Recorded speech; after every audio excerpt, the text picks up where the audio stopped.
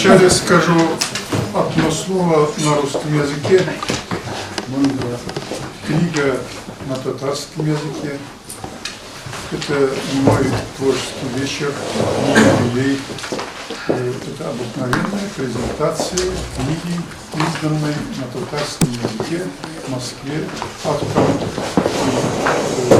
Поэтому разрешите сегодня объясняться и говорить, и выступать только желательно на родном языке, потому что просто говорить о книге, которая еще не переведен на русский язык, на татарском языке, только на русском говорить сложно. Ну, еще хайырлы кеш, мен сізге барыңызға да бик зор рахмет айтасым келе. Шақырмаған кеш, мен өзім ешкімді шақырмадым, бір бізге де келіңіз әлі деп айтмадым. Шулай иранға келуіңіз үшін һәм татар әдәбиятына битараф булмауыңыз үшін һәм шушы битта тыйнак кына хезмәт турында сөйләшүгә бик теләп кушылуыгыз өчен. Мин беренче генә китабым чыгару түгел, бу минем ялгышмаса төрле телләрдә чыккан китаплар белән кушып санасам 53-нче китабым була икән. 53-нче китабым. 20 чит телдә басылган алар һәм китапларның барысы да татар телендә иңелек дөнья күрә. Мин хәтта Мәскәүдә мәсәлән яшәгәч, быел бу китапны инде төрек теленә тәрҗемә итеп бастырдылар. Ноябрь уртасында Истанбулда презентациясе булачак, мине дә чакырулы. Шушыны ишеткәч, мин Татарстан китап нәшриятына быел чыгарып булмыйм дигәч, алар плансыз бездә эшләп булмый дигәч, мин Мәскәүдә ашыгыч рәвештә бастырырга мәҗбүр булдым. Һәм китапта ниндидер орфографик хаталар бар икән, күрәсез икән, гаепләмәгез. Чөнки автор үзе язган әсәрнең хәреф хаталарын кайвакта күрми, уланы күрсә дә үзе күңеленнән укый. Иң зур хатаны мин үзем сезгә ачып бирәм, күңелегезгә төзәтеп бирдем. Әсәр 1915-16 елларда язылган дип чыккан. 1900. Чөнки монда да һич гаеп юк. Чөнки без 1900 елларда тудык, 1900 елларда яшәдек һәм имза куйганда һәрвакытта 1900 дип язарга күнеккәнбез. Шуңа күрә монда да аңлагыз, гаеп итмәгез. Миңа Йолдыз Нурич күреп беренче булып әйткәч, миңа уңайсыз булып китте. Чөнки китапны мин Казанда таратып, анда кичкенә генә бер презентациядә уздырып килдем. Ул турда Казанда һич кем сөйләтүче булмады. Шуңа гаҗәп. Укымаганнар ахырына кадәр.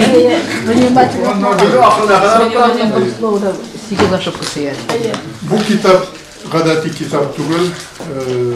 Кем ничек бәяләр, мин аны тәнкыйтьләргә дә мөмкиннәр дип саныйм. Нигә яздым дип әйтүчеләр дә булуы ихтимал. Язуымның сәбәбе шул.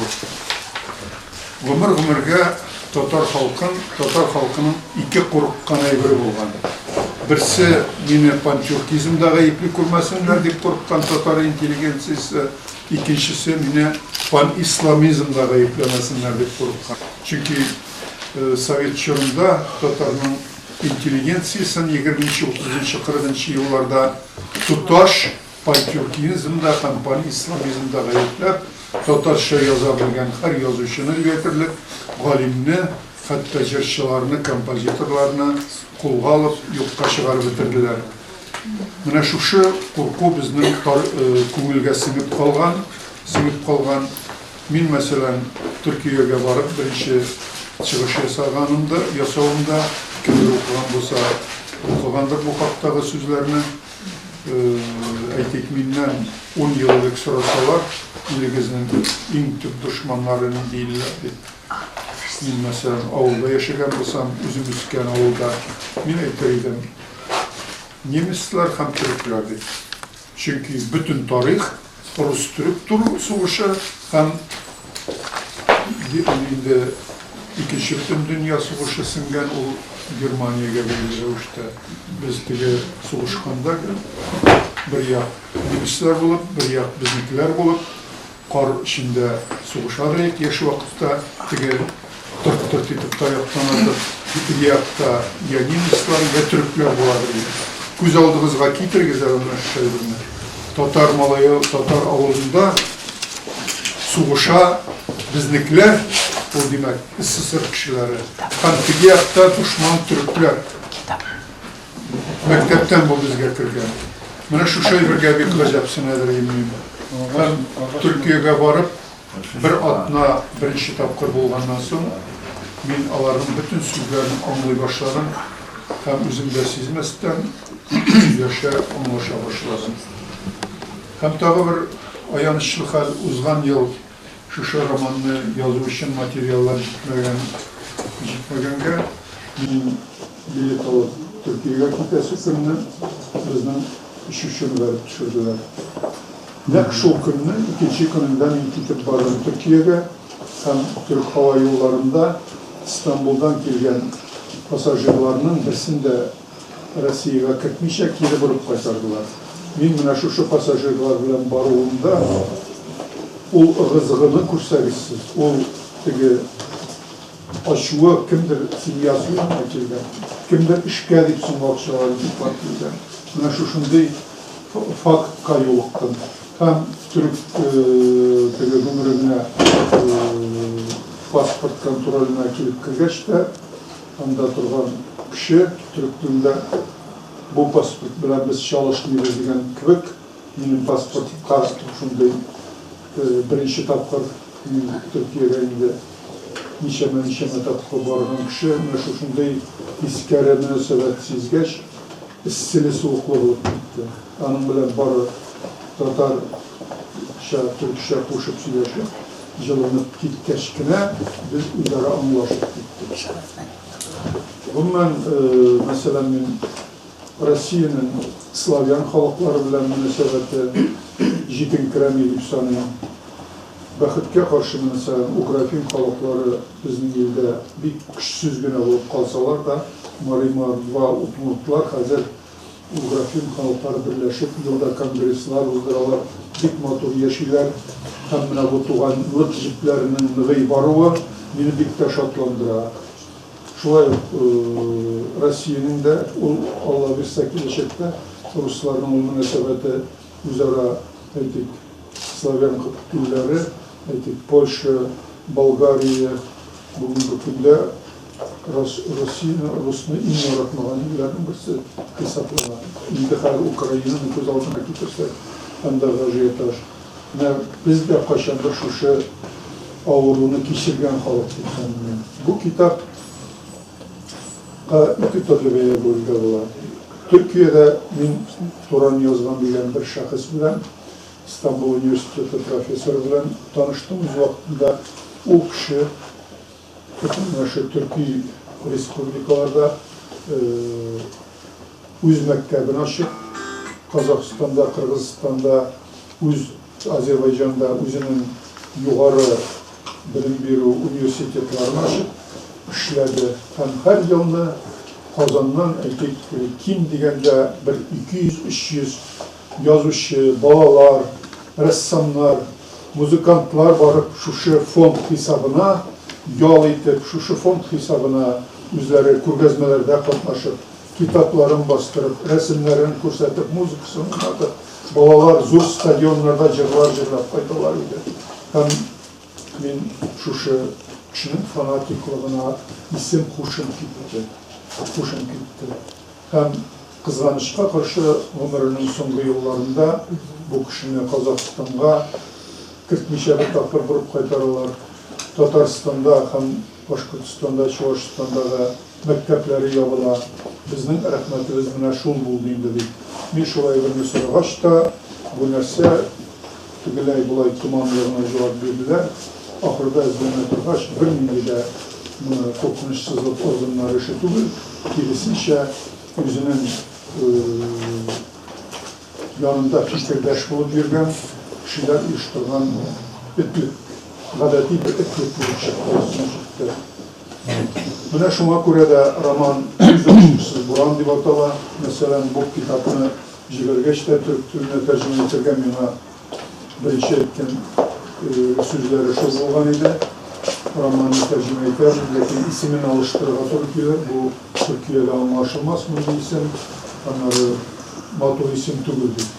Okupşık kaç tane ismin neşik deyip üzgerttiniz deyip sıradım, tercüme etkeçte. Bir neşikte üzgerttirge tilemiyoruz, bari şu isimine yarı bu romanla bitiren. Hem şu isimine Türk dilinde basılı şey var. Çünkü bizim Türkiye dünyanın bugünkü hali de endi üstken hali şu kuz aşkısız bulanga bittettiğim bir sanırım. Çünkü biz üzümüzün tuğan ikenligimizni, üzümüzün kardeş ikenligimizni, üzümüzün bir tamirdan ikenligimizni anlap beyelep jitkirmiyoruz. Şu dostluk negerde bizde de, Türkiye'de de, Özbekistan'da da aytik Yakut, Saha, hem Şuvaşlar Türkiye'deki şu kişi arkasından özlerinin Türkiye milletten, Türkiye tamirdan ikenligin bilip söyleşe başladılar. Hatta min Kazan'da yaşar, Tataristan'da 3 rayon, Şuvaş rayonu var. Şuvaş'tan çok mu yazışçılar dostlarım var idi. Min Şuvaşların Türkiye halı ikenin bilmişe öylesi olganın. Eğer de şu dünyada özgerişler olmasa, Yakut, Sahalar, Altaylar, Tilivutlar, Hakkaslar turunda itip de durgandır. Baksalar Türkiye dünya, her koysinden söyleşip gitsin. Bu söz bizde var bitti, bu söz bizde var bitti. Söyleşe başlıyoruz, anlaşa başlıyoruz. Şimdi, öyle olğuna da biz özümüz Tatar'dan indi halıqdır. Aytik Emirhan Yeniki'nin, Kurnuklu Tatar prozayının bir matır sözü var idi. Biz küp milletli Tatar halkıdır. Şınlap da ayırırga yaratarız biz. Aytik Mişer, Kazan'da mı gitsek, asin koyan, Mişer ikensin, Orenburg, Sibir Tatar ikensin, Astrakhan Tatar ikensin, Mine şulay bölgelerge yatarız. Endi başka digen halkını nişikkine ayırıp koymadılar bizden. Yugoslav Oktyabr Revolüsiyasına kadar biz bir tilde söyleşken, bir yazma kitabını okugan, bir jırlar jırlagan, bir halk ağız icatımız ortak bulgan bir millet. O tege arılar ara yarak bulu arkasındağına bölünüp dururlar o her halkta var. Mesela 1979 yılda Don'da yaş yazıcı olarak bütün elmin o vakta şiirine yazarıydım. Şolokov'da biz konakta bulduk. Bütün İsır'da yaş yazıcılar, türlü respublikalardan gelgen. Şunda Şolokov bir orijinal kişiyi açık havada bulan Ciyuş'ta her kişinde nerserişlerge kelgen 11 takdim kırttı. Eğer siz bir kup, barınızda birer kuplet kına, birer strafağına, öz ana tilinizde şiirlerinizni okudunuz. Birer strafağına. Ben de okudum Başkırtistan'dan Ravel Bikbayev idi. O da okudu, Şuvaşlarda, başkalarda. Şundan sonra hatırlayayım, Arkhangelsk Oblast'tan bir balıkçılar posyolukundan kelgen, hazır ol yoğaldı, o şahirini men көргенім yok. Halk akını kıvık avulda icat ütüşü bir hanım yaşkını çıkış yasadı. Şul şiirini söyle bitirdi de Şolokov hanı bildirdi. Men deyimine Tatar Başkırt söyleşkende küp sözlerini anladım var. Sen на каком языке говоришь ты? Стихи на каком языке пишешь ты? Göz aldığına getiresiniz mi? Arkhangelsk'te Tatar, yok, Şın, Urus, özlerin Ruslar deyip sanagan balıkçılar posyologunda yaşayan Rus kişisi bilen Don'da yaşayan Rus kişisi bir-birisini anlamaz derecede söz türlülüğü var. Bizde indi o hal bolsa, biz indi 50 kaşığını başka millet etip yasak koygan var idi. Aytik Balkar, Karaşay, biz barımızda bir tilde söyleşemiz. Şuna göre bu tuğanlıkını hiç kine de pan-Türkizm yasamışa birleştiru, ilini birleştiru, kulturunu birleştiru için yerden çakırlar diledim ben, Ali ve Raman'ın bilen. İhtibar bilen okusanız, min bir rahmetli olayım.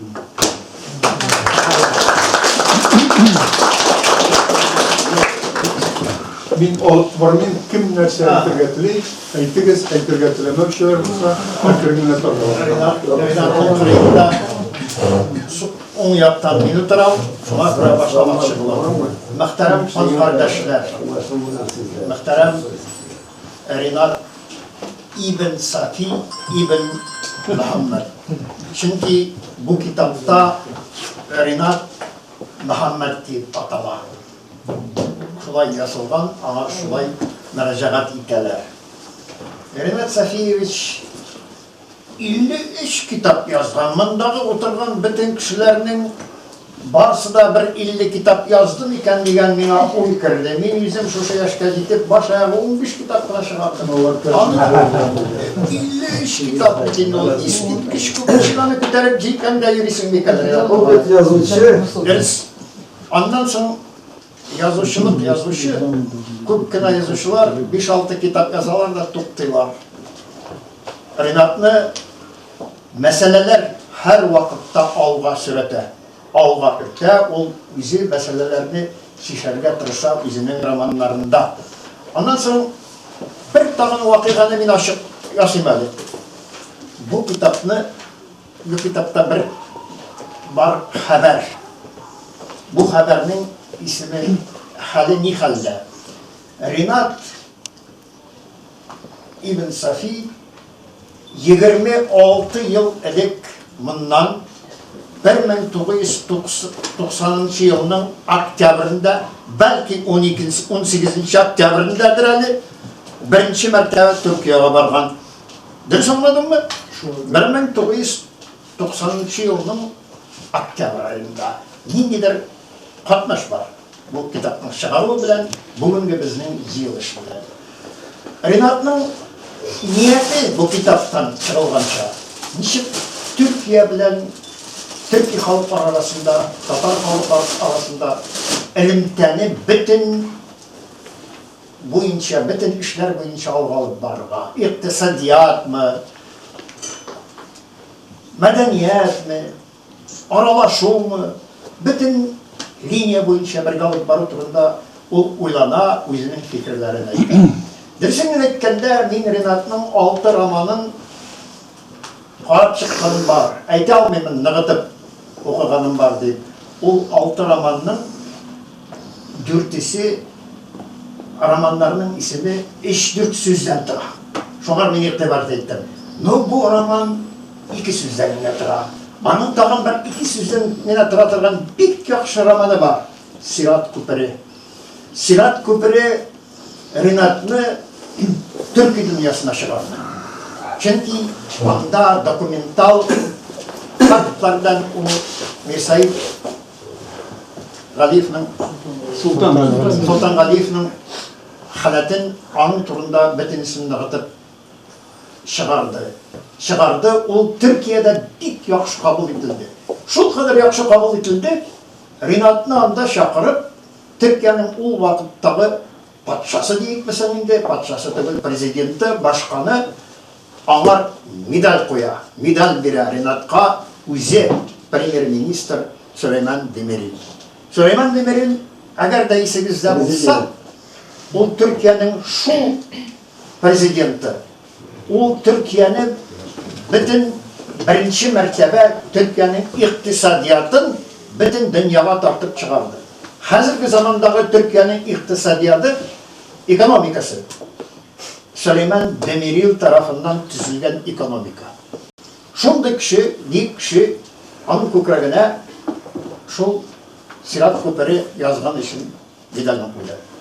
Ул тоже тансыклы бер нәрсә. Бу китаптан тагын бер нәрсә килеп чыга.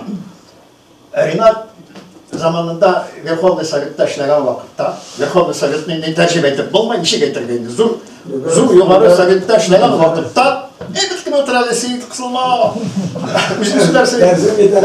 Шул вакытта Ринат беренче мәртәбә аны чакыралар Кипрга барырга.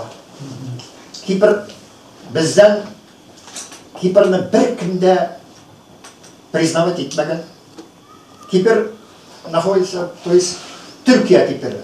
Һаман да Төркия Кипры булып тора.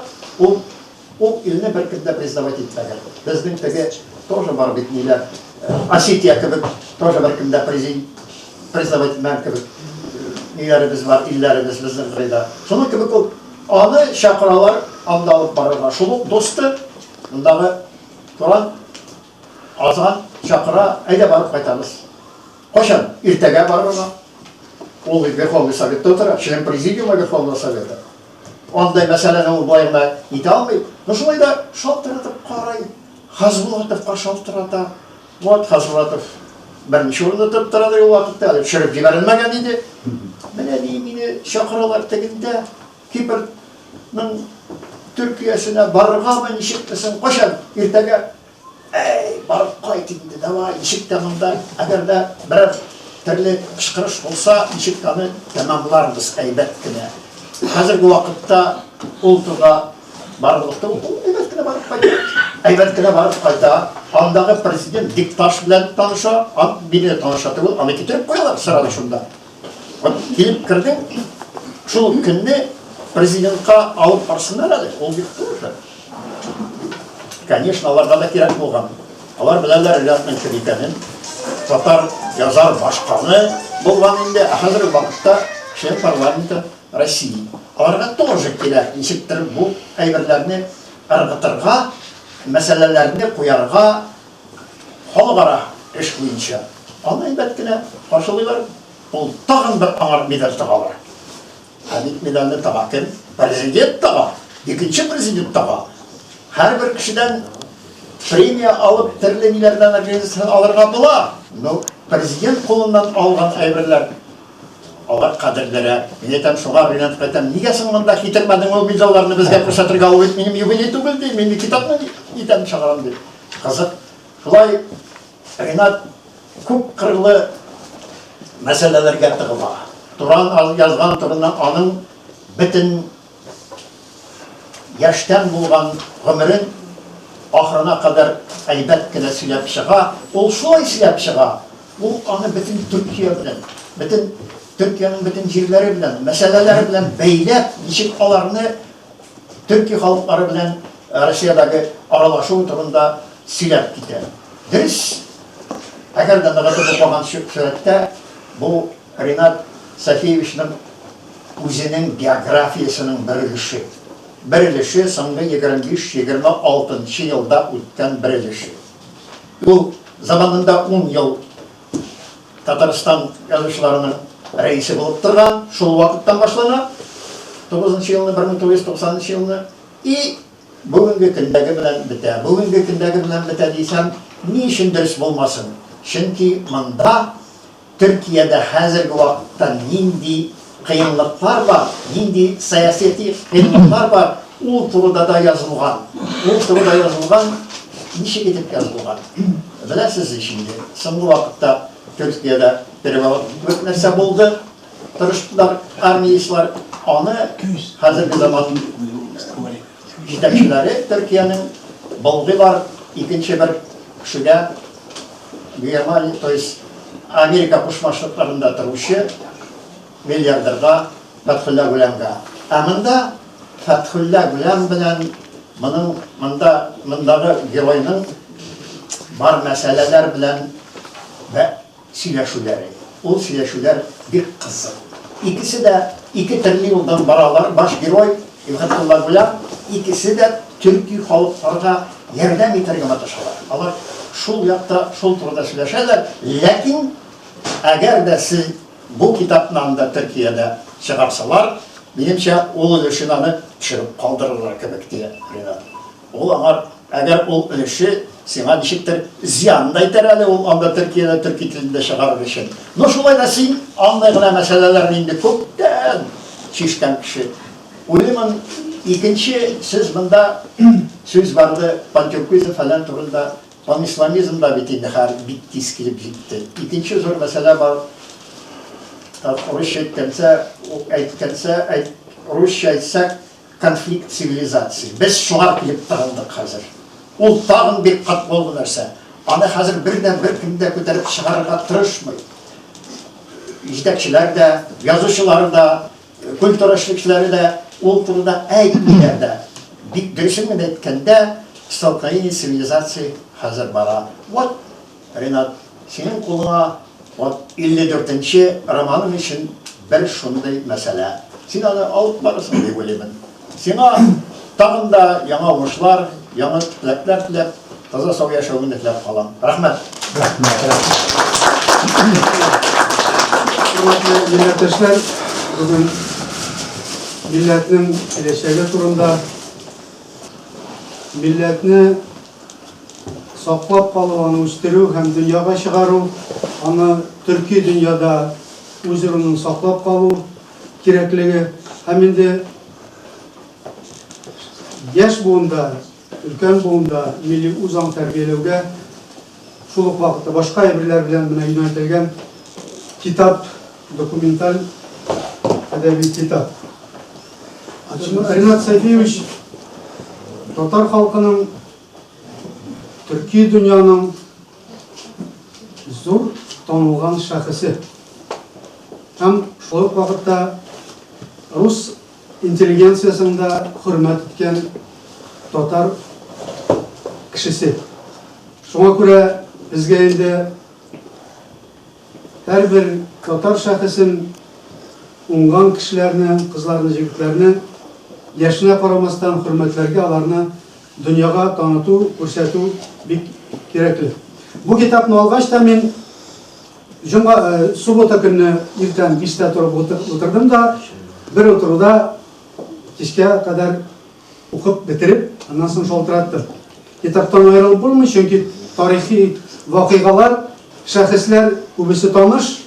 Hem de kitapta Rinat Sayfiyeviç terbiye,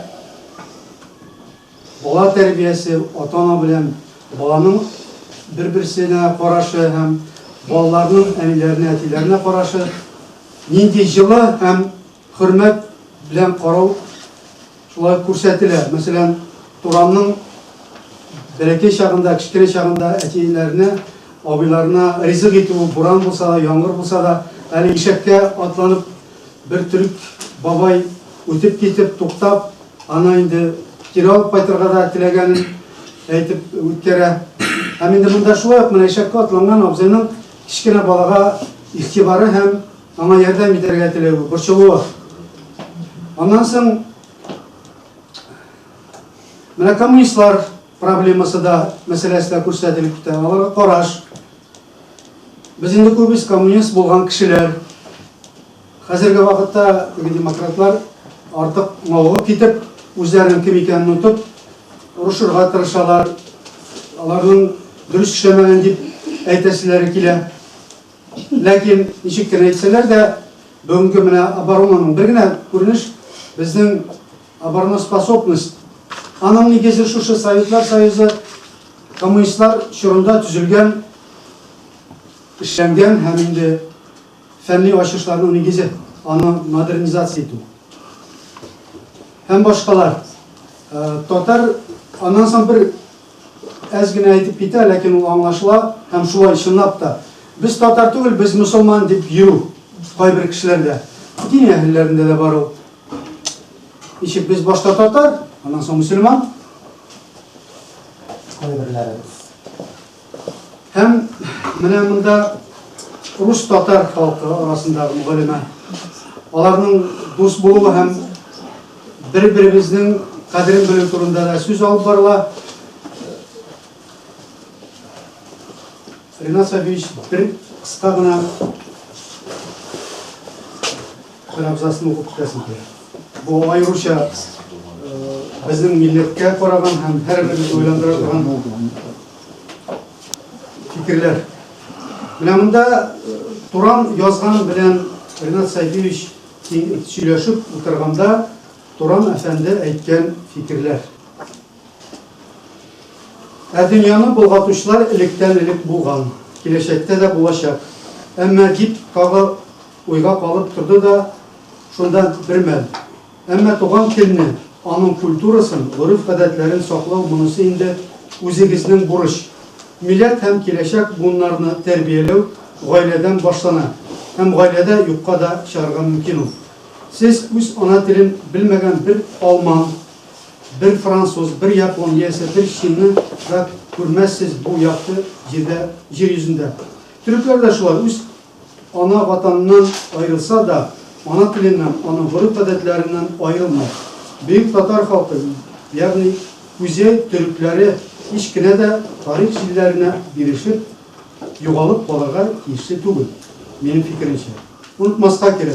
Siz zor sivilizasyonu, bay taraflı halk, ilimde, iktisatta, kültürde künçürüş halklarına gına tuğul. Başandır Avrupa'da da örnek bulup durgan halk. Kileşek turunda uylaga gerek. Milletin kileşegi turunda. Onun tağın bir fikrini aytıp ütkere.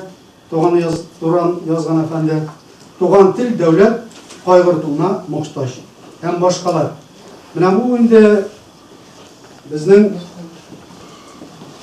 maktablerde, kültür uşaklarında kay bir fikirler yazılıp bilirge de tiyişli fikirler bunda. Ondan sonra Turan yazganın Türk tilin, Tuğan tilin yaratı hem onun saklap kalıvanı dünyaya tanıtı için küp hizmet tuğu. Tatarstan'da Kutman'ın gimnaziyalar açtılar, meyinde, marif ministeri oluşlarında Türk çocuklarının işi gitip, tırışıp işleyenlerin büyük yakışı bilen. Hem indi Türk gimnaziyaları, o bizim mağarifke de yendidir bir yana tergiş verip jiberdi. Hem Türkiye dünya bilen, Türkiye bilen Tatarstan'ın nağıtı, hem indi anlaşılı, içinde zor hizmet көрсеткен шушы Туран yazgan hem onun komandası bizim de rahmetli. Mene gimnaziyalar yapılı Rusya koleminde o gitti indi o bir şey zaman. Bir saatından birisi aşığı bir başladı. Ministerler türlü şakarap kızgançlığa karşı. Onun sonundan bizde de yapılı indi. Lakin saklanıp kaldı o internet formasında her bir haldedir o. Artık önemlilerim yok. Her halde izi kaldı. Yaş kızlar, yigitler terbiyelendi. Şu oku yurtunda hemen de onlar 3 türlü, 4 türlü bağlar, dilini bilgen bağlar bulup, türlü dünyanın türlü şiitlerinden şeyler, hem onlar Tatar bulup kaldılar. Hemen de bizim Tatar halkın türlücüde müterip, gururlanıp işliyor.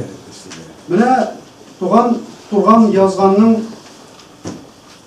soňky günleri burşulukları, Türkiye prezidentine bilen uçraşuları hem şu kadar intelligentni,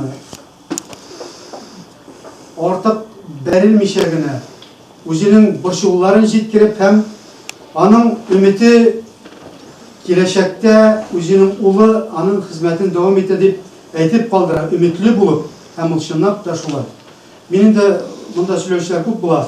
Cümleklap şunu aytasım kile. Renat Saviç sizge tağında zor rahmet, hizmetiniz için hem de uzak yıllar Türkiye, Tatarstan, Türkiye dünyasında Tatar halkın, respublikanı көрсәтүче zor şahıssız. Hem de sizin hizmetler, kitaplar olup çıkıp türlü dillerde tercüme edilir. Ayşeme Türkiye'de, bu indi Türkiye bilen Tatarstan, Türkiye halkı bilen Tatar halkın tağında bir yakınlaştıra durgan bir zor hizmet. Hem indi bizge siz Türklerinin nidek şey ikenin hem bizge nidek karşı ikenin tağında bir kitaplar kuşattınız. Rahmet size. Hoşlar sana. Benim anlamayan sizlerim var. Kuzey Türkler diler Tatarlarla. Neresi o? Kuzey degen söz, burungu Tatar türünde tünyak degen söz. Tünyak, Güney, kuzey de bir kenarıyla tünyak. Güney, kuzey. Nasıl da? Ama Bedeliye, neresi o Bedeliye? Belediye. Belediye. Belediye o исполнительный комитет degen söz. Biz Tatar tilinde şöyle bir aytarız. Başkarma komiteti. Teksan kaygısıyla olmalı mı? Bu şulay burungu Türkiye söz. Bu kitap, конечно, men Turan yazgan turunda işitken idim. Birinci mertebe 2007 yılda Kazıgürt'ta. Anda samay neyde Bişkek'te alarda Turan yazgan isimindeki açılgan institut. No, bana bu kitabı okuyaş men anladım bana kim ekanini. O nindi peygamber bo'lgan bizning Türkiye peygamber shunday havo kishi mana eskitarlik. O bir de yaza çıllab da eskitarlik. Olmanda aytar bir so'zgina aytib bo'ladi. Aytar mana Türkiye xalqlar 38 grafiklar var, alfabetlari. Onlardan aytar 8'i Latin grafikası negizinde. 30'u kirillitsa negizinde.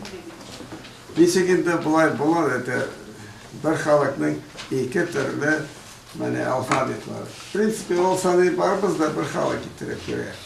Çünkü burungi babalarımız barbızda kadar pek oldu. Türk'teki de, Tatar'daki de, Başkırt'daki de, Karaçay'daki, Balkar'daki de barbızda kadar pek oldu. O so'nggi yıllarda bigrek de Sovet çağında bir ayırdılar bizni.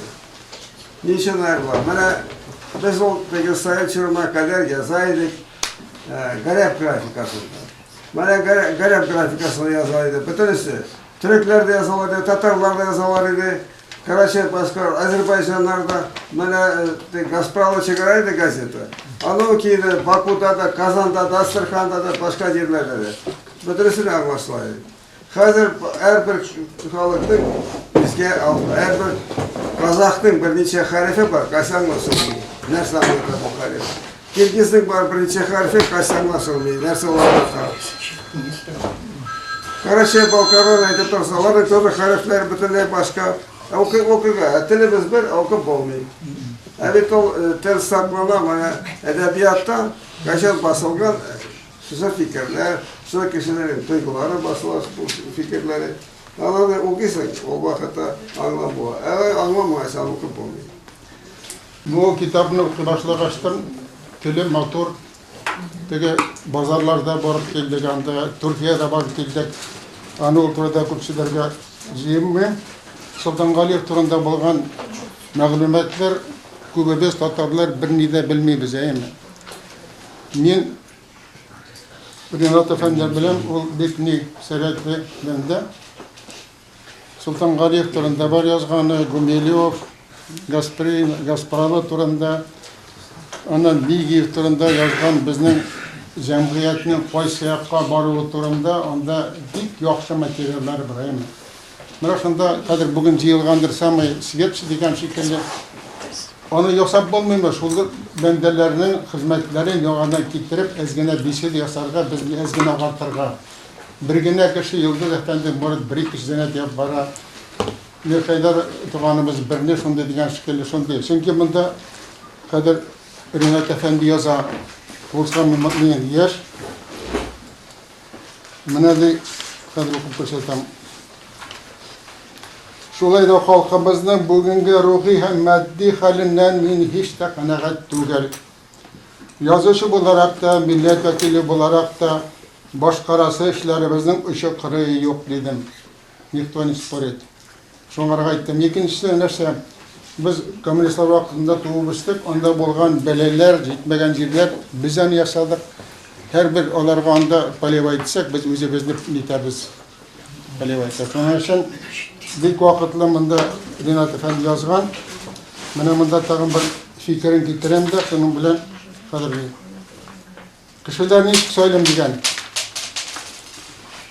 Гаҗәпләнерсез, әмма мин дусларны, милләтләрне карап та түгел, кайсы фикеркәдә булуларны да карап түгел, кешелек сыйфатларыннан чыгып сөйләм. Җүнсезләр һәм кеше җәберләүчеләрнең милләте дә, партиясы да юк дигән фикердән мин. Миңа рәхмәт апай, мин язганда, чөнки безнең монда бүлеш вакытлар китте, аны өченче китап бик вакытлы чыкты.